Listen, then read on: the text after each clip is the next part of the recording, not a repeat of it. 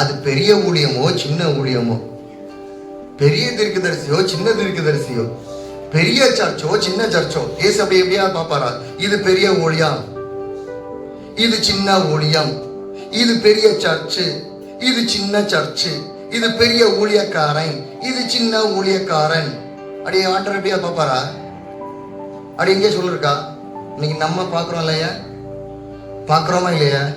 பின்ன எழுப்புதல் எங்க இருந்து வரும்? வருமா? வராது.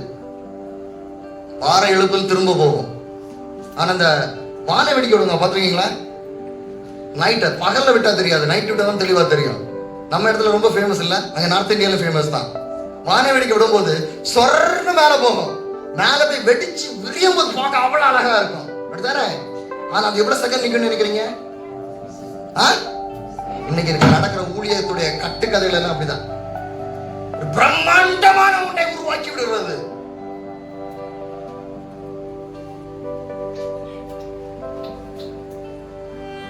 சாத்தான் அப்படிதான் செய்வான், அப்படிதானே? சாத்தானை அப்படிதான் ஏவல் அன்னைக்கு வந்துச்சான், இன்னைக்கு வரைக்கும் அப்படிதான் வந்துச்சுட்டு இருக்கான். எழுப்புதல் வராதியா? திரும்ப சொல்றேன், எப்ப மனம் திரும்புதல் உண்டாகிறதோ அப்பொழுதுதான் எழுப்புதல் வரும். சிலுவையில் அடிக்கப்பட்ட இயேசு குறித்து நான் என்று பிரசங்கிக்கிறேனோ அன்றுதான் எழுப்புதலை பார்க்க முடியும். என்றைக்கு என் திருச்சபை எழும்பி ஓடுகிறதோ அன்றுதான் எழுப்புதலை பார்க்க முடியும். ஹல்லேலூயா.